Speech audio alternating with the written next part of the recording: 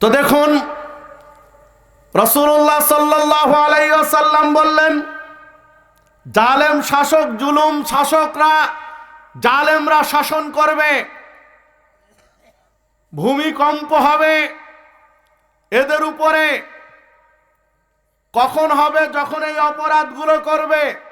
সারা দেশে, বাংলাদেশে একেবারে নিম্ন স্তর থেকে নিয়ে মাস্টার্স পাস একদম ডাক্তার পর্যন্ত নানান ধরনের নেশার সাথে সম্পৃক্ত। ডাক্তারও বিড়ি খায়, সিগারেট খায়, নেই? ডাক্তার, সব ডাক্তার খায় তা বলবো না।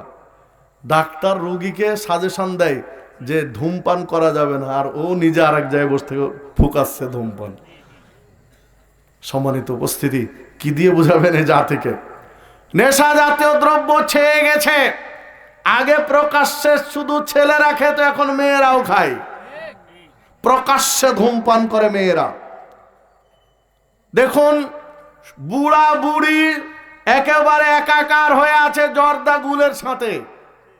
মুরব্বী মানুষ, বুড়া মানুষ, স্বামী যখন জর্দার গুল খায়, তখন বুড়ি বলে যে আমি পারবো না কেন, তুমি পারলে আমি পারবো না কেন। ও ভাগ বসায়, একাকার হয়ে আছে।